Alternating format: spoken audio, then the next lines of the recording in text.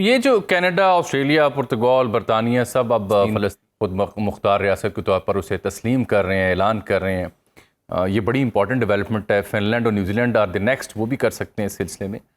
तो जो security council है वहाँ पर सिर्फ भारत ही बाकी बच जाता है, अपना अमेरिका वाहिद बाकी बच जाती है रियासत जिसने कबूल नहीं किया, तस्लीम नहीं किया।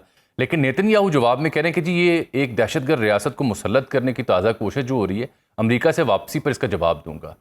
ये सिनेरियो क्या आप कैसे आप इसको देखते हैं? ये क्या बैनुल अक़वामी क़ुव्वतें थक गई हैं, आजिज़ आ गई हैं पीस प्रोसेस में नाकामी के बाद, ये जुल्म व सितम के बाद, और अब उनका ज़मीर जाग रहा है?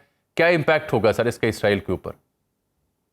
ज़मीर पता नहीं जागता है कि नहीं, लेकिन भारत मगरबी दुनिया में जिस तरीके से सिविल सोसाइटीज़ ने काम किया है वो अलबत्ता रिमार्केबल रहा, और उसी प्रेशर की वजह से हम देख रहे हैं कि जो मगरबी ममालिक माजी में इसराइल के साथ खड़े नजर आए हमें, वो अब फ़लस्तीनी रियासत को भी तस्लीम कर रहे हैं। दुनिया ऑब्वियसली वॉलेटाइल हो गई है, तब्दीलियां बेशुमार आ रही हैं।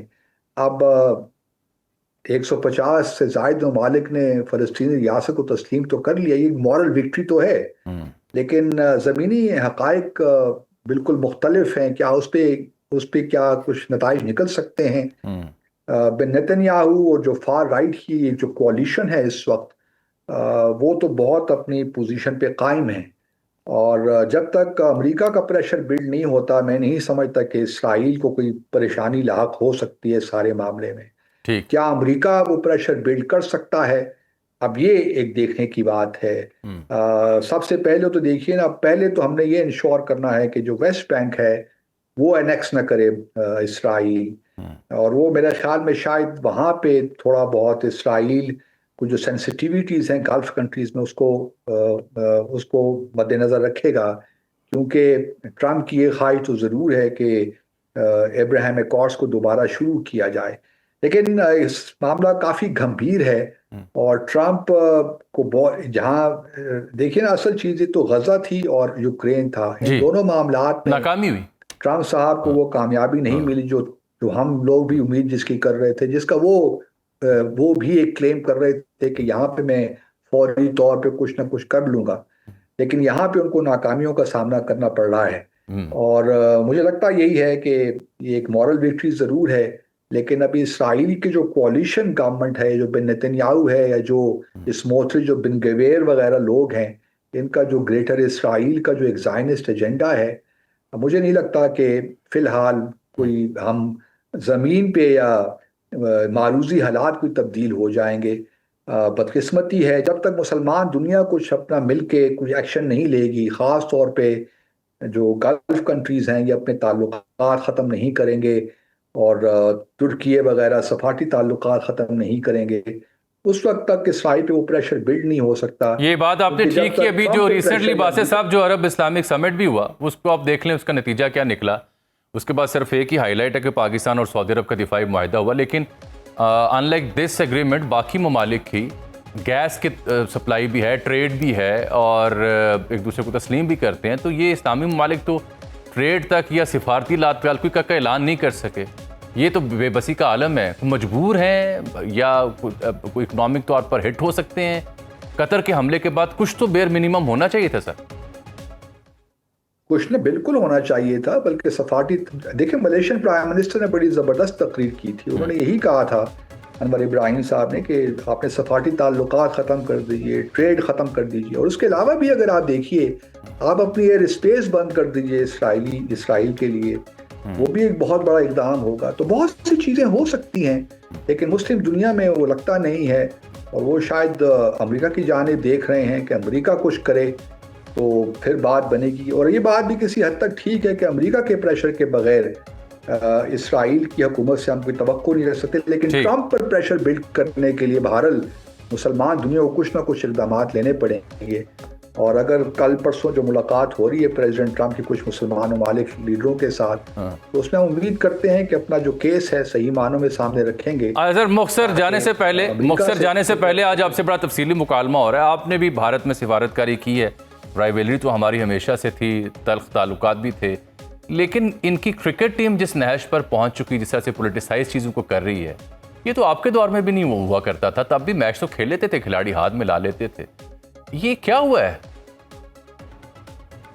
ये देखिए एक तासुब है और ऑब्वियसली एक एरोगेंस भी है, और इस एरोगेंस में कुछ भी हो सकता है। और मेरे ख्याल में अब चूंकि बिहार में इलेक्शंस हो रहे हैं, अब भारत का मामला ये है कि वहाँ हर वक्त कुछ ना कुछ होता रहता है। तो बिहार में इलेक्शंस हैं, तो इस वक्त प्राइम मिनिस्टर जो हैं मोदी साहब, वो बड़ा दिखाना चाहते हैं कि बड़े स्ट्रांग लीडर हैं और पाकिस्तान के साथ कोई कंप्रोमाइज़ नहीं है। तो एक बिहार का इलेक्शन मेरे ख्याल में इस वक्त है। लेकिन बहरहाल स्पोर्ट्स भी देखिए, कुछ चीज़ भी जब कॉन्फ्लिक्ट होता है और जब नफ़रतें इतनी ज़्यादा हों, और ख़ास तौर पे भारत की जानिब से जो कुछ एक मिजाज इस वक्त बना हुआ है पाकिस्तान के ख़िलाफ़, और ये सारी वो भी एक रिएक्शन भी है, अपनी शिकस्त को छुपाने के लिए बाज़ औक़ात ये चीज़ें की जाती हैं।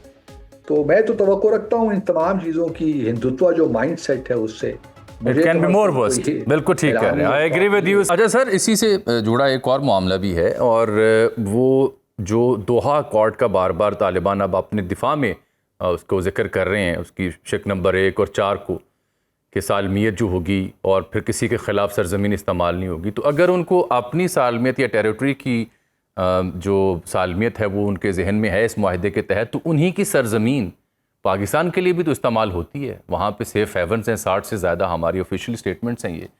तो ये तालिबान को अपने लिए तो याद आ रहा है दोहा अकॉर्ड, लेकिन हमारे लिए क्यों नहीं याद आ रहा? हाँ, ये डुप्लिसिटी तो तालिबान की यकीनन है। और जिस तरह मैंने पहले कहा कि एक प्रोसेस हमने शुरू किया है चाइना के साथ मिलकर। चाइना के भी डेफिनेटली कंसर्न्स हैं ETIM के कॉन्टेक्स्ट में, हमारे भी कंसर्न्स हैं, और कुछ हमारी टेंशन भी रही है। बॉर्डर पे हमने कुछ एक्शन भी लिए हैं, कार्रवाइयाँ भी की हैं। तो ये कोई अच्छी सूरत हाल नहीं है। तालिबान को इस बारे में रिफ्लेक्ट करना चाहिए कि कम से कम पाकिस्तान, जिसने हमेशा अफगानिस्तान को सपोर्ट किया है, हमने भी बहुत सफ़र किया है because of the situation in Afghanistan. तो होपफुली चाइना को कुछ इन्फ्लुएंस होगा तो इन मामला कुछ ठीक हो जाएंगे, मैं उम्मीद करता हूँ। लेकिन बहरहाल ये एक बोन ऑफ कंटेंशन तो है, एक सोर्स ऑफ टेंशन तो है बिटवीन पाकिस्तान और अफगानिस्तान। एक बड़ा आम फहम सा नुक्ता लोग ज़ेरे बहस लेके आते हैं, ज़ाहिर बात है बारीकियां तो आप बेहतर समझते हैं, कि जी अगर तालिबान को, इस सरकार को चूज़ करना पड़े बिटवीन अमेरिका एंड चाइना, तो किसके साथ वो खड़े होंगे, किसके साथ जाएंगे? देखिए, इस वक्त तो चाइना के साथ उनकी एक एंगेजमेंट है, और चाइना कोशिश भी कर रहा है कि BRI वगैरह और CPEC को भी एक्सटेंड किया जाए।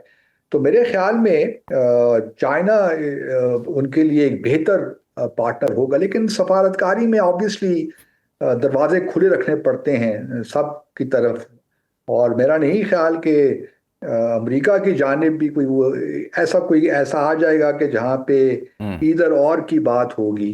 तालिबान स्मार्ट लोग हैं, और मेरे ख्याल में जहाँ वो चाइना के साथ अपनी एंगेजमेंट को बढ़ा रहे हैं। हम पुरज़्म हैं आपको आगाह करने के लिए।